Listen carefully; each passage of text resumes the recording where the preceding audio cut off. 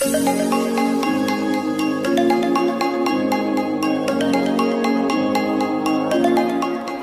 kami hadir di sini beliau yaitu dalam rangka silaturahim kepada kami keluarga besar Duta Lampung Group. Namun alangkah baiknya kawan-kawan di sini kita akan mendengar langsung dari beliau sebagai oleh-oleh kami yang akan kami informasikan kepada masyarakat luas, khususnya masyarakat Kota Bandar Lampung, yang mana beliau ini perlu diketahui beberapa waktu lalu yaitu mencalonkan yaitu wali kota Bandar Lampung dalam hal ini, namun dalam verifikasi Perpak 1 dan Perpak 2 ini beliau banyak sekali rintangan, ya bisa dikatakan mungkin karena beliau ini adalah salah satu kandidat atau tokoh besar yang mungkin menjadi kekhawatiran bagi rival atau lawan politik, maka banyak sekali penjagalan dari pihak hari ini lawan. Saya 2-3 kali datang ke KPU dan Panwaslu. Ya, pertama kemarin masalah sengketa diselesaikan di musyawarah. Para pemirsa semua tahulah hasilnya kemarin. Yang kedua, Dang Ike ini kan bukan kaleng-kaleng. Yang kedua, mantan polisi, mantan Kapolda, mantan jenderal, juga mantan Kasat Serse 7 kali. Ya, saya katakan mantan Kepala Reserse 7 kali.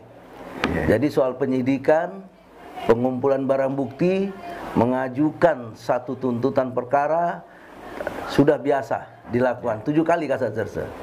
Begitu juga saya sekarang mengikuti pemilu. Beberapa kecurangan itu nggak mungkin nol, nggak mungkin nihil. Mantan Kasat Serse 7 kali, pasti ada ilmunya itu, ada pengalamannya. Hanya yang nggak punya pengalaman KPU dan Panwaslunya, itu yang nggak punya.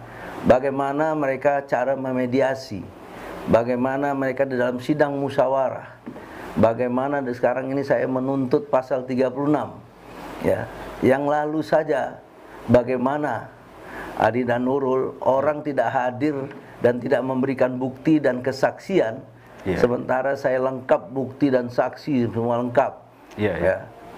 2 kali orang nggak hadir, nggak berani tampil di depan sidang musyawarah, tidak membawa apa-apa, tidak menyatakan apa-apa, dimenangkan. Ya, saya ditolak semuanya. Dengan bukti apa-apa, sementara orang lain nggak berani bawa barang itu ke istilahnya ke pengadilan lah, sidang musyawarahnya Bawaslu gitu ya. Itu salah satu contoh biar masyarakat tahu ketidakmampuan mereka menyelesaikan satu masalah. Terutama bukan tidak ada pengalaman dan ininya, ada pasti sesuatu hal di belakang itu yang mengatur untuk ini. Yang kedua, saya bawa lagi tentang pasal 36 tidak Perpak sensus. Itu sudah ada saksi, kalau mau saya sampaikan sekitar 70 saksi yang tidak pernah di Perpak. Kalau kita mau buat mungkin 800-an juga bisa dibuat saksi-saksi itu. Kan memang kenyataan tidak turun ke lapangan, tidak sensus.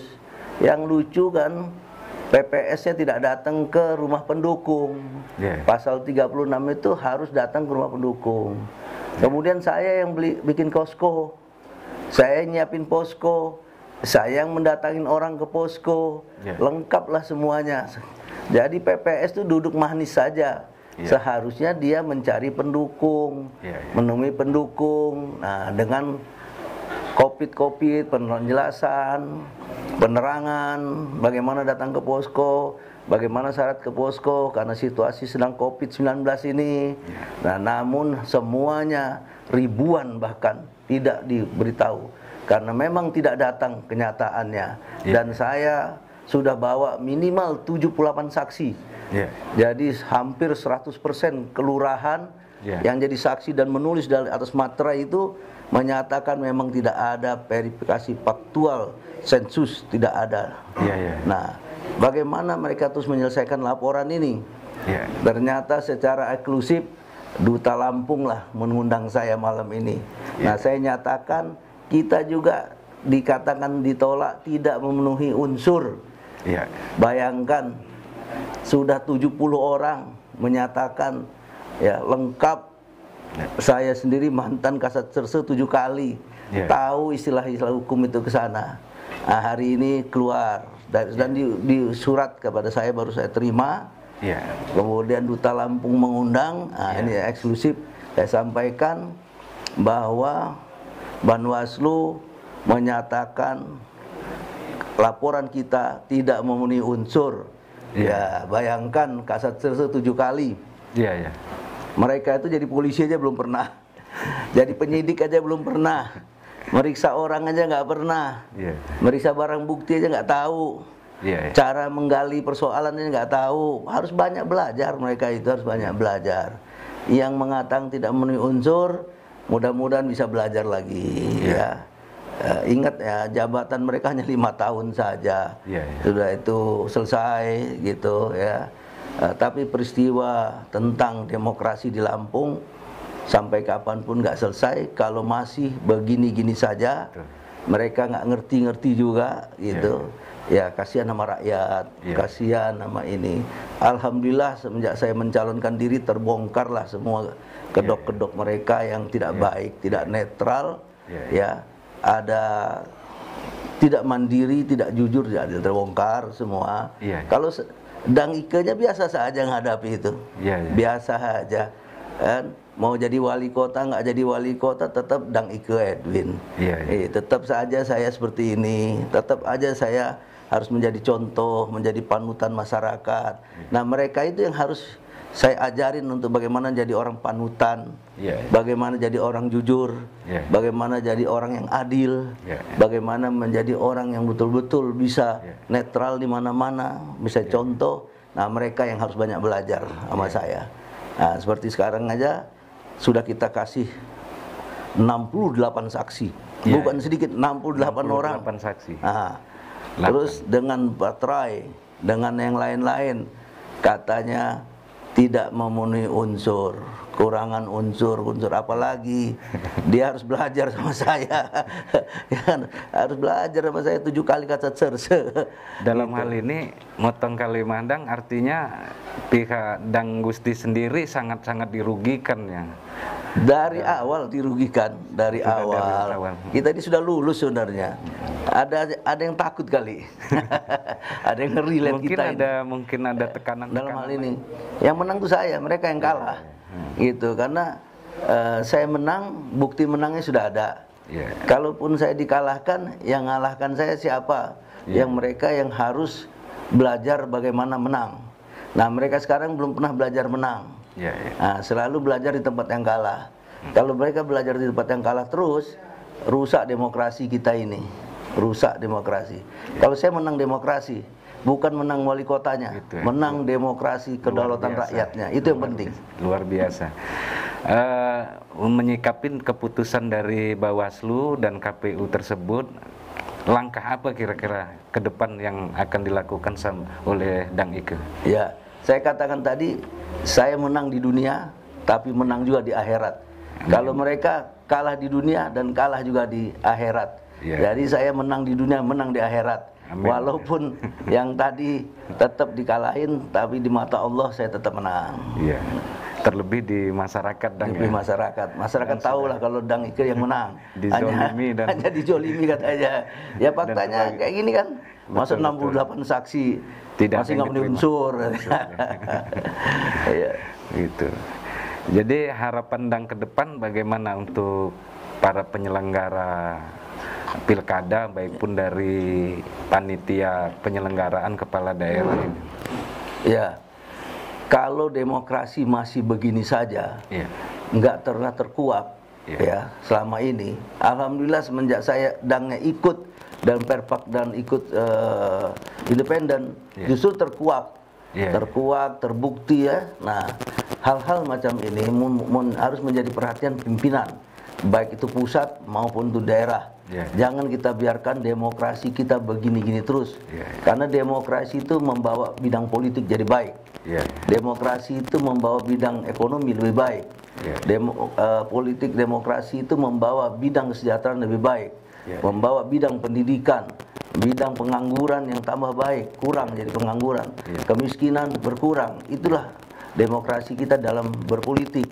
Kalau begini-gini terus susah kita nanti, nggak maju-maju, nggak juga berkembang jadi hebat, tidak sejahtera, tidak seperti ini. Nah, harapan saya ya mereka ini harusnya dinonaktifkan, karena belum bisa jadi penyelenggara yang baik.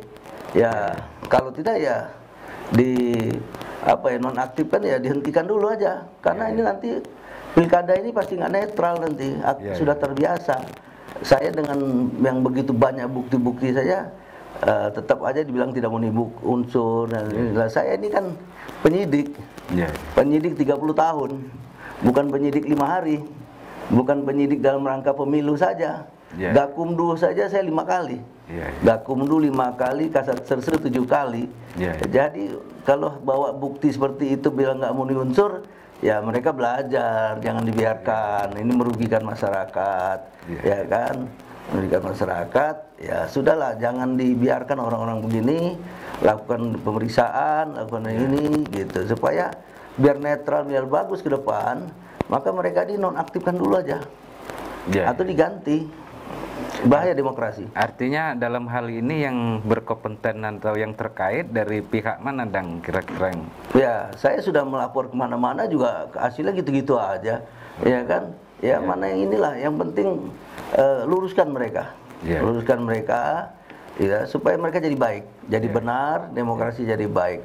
Kalau kayak gini ini sudah banyak yang tahu bahwa dangnya dijolimi, dangnya dicurangi, tapi jangan hanya dijolimi dan dicurangi saja, periksa mereka. Berani tidak mereka mengungkap sesuatu itu yang benar, gitu. Ini contoh aja, lapor pasal 36 katanya memenuhi unsur, padahal sudah 67 orang yang hadir jadi saksi dengan bukti-bukti, gitu. Itu nambah satu lagi, Dang, berdasarkan informasi itu dari penggagalan, upaya dugaan penggagalan ini memang sudah terstruktur, sistematis dan masif. Itu bagaimana kira-kira menurut inilah karena mungkin salah kali, salah sasaran kali ya.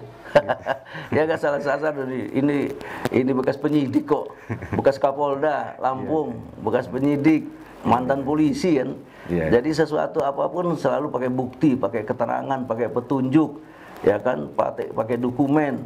Nah, jadi semuanya sudah ahli lah bidang-bidang begitu. Nah, dokumen-dokumen, petunjuk-petunjuk, alat-alat bukti itu sudah diajukan, tetap aja tidak memenuhi unsur, ya kan, tidak memenuhi apa lagi gitu kan.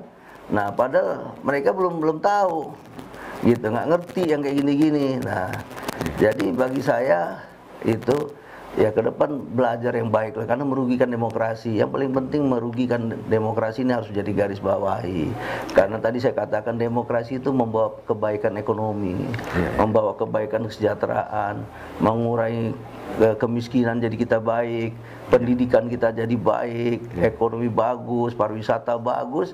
Nah mereka nggak mau ke sana.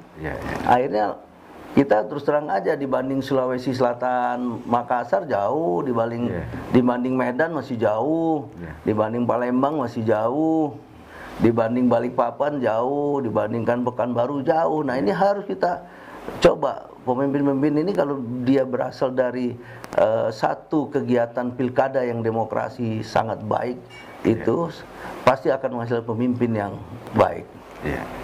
Terakhir, Dang, apa harapan, apa pesan Dang untuk para pendukung Dang yang kayaknya setia dari awal menemani Dang dalam perjuangan untuk memperjuangkan demokrasi? Yang pertama, terima kasih sama pendukung rakyat. Yang saya katakan, saya sudah berani perkirakan itu 37% yang mendukung saya di dalam kegiatan ini tanpa sembako, tanpa money politik, tanpa banner bermewah-mewahan. Saya sudah lakukan itu semua. Saya melihat sudah di atas 32%. Ya, sudah di atas 32%. Nah, pemilih-pemilih saya harus pandai. Pendukung-pendukung saya terutama murni dari rakyat, bukan dari yang lain-lain. Ini murni dari rakyat. saya berterima kasih karena perjuangan mereka luar biasa untuk menjadi pemimpin yang baik. Nanti kalau dia orang memilih, cari pemimpin yang terbaik. Jangan jadi pemimpin yang kaleng-kalengan di orbit-orbit apa karbit ya. Kayak di karbit gitu kan. Nah, belum mateng dimatengin gitu kan. Nah, rasa karbit kan gak enak. Nah, gitu. Jadi rasanya karbit juga kalau dicicip oleh rakyat, anyir juga. Nah, ya. Jadi benar-benar harus gitu. Nah, tolong, rakyat adalah alat demokrasi. Media cetak, media elektronik itu alat demokrasi. Nah, lembaga sosial masyarakat alat demokrasi. Nah, mari bersama-sama berjuang untuk ini. Dan kepada pimpinan-pimpinan, jangan tutup mata, jangan tutup telinga. Kalau membiarkan begini-gini, artinya membiarkan generasi berikutnya pun seperti ini. Itu. Oke, Dang, terima kasih atas waktunya yang begitu luar biasa ini ya, memperjuangkan demokrasi bersih. Semoga perjuangan ini bukan yang terakhir kali, namun awal dari kita berjuang untuk memperjuangkan demokrasi yang ada di Kota Bandar Lampung. Saya Muhammad Nurullah sebagai reporter mengucapkan terima kasih kepada semuanya.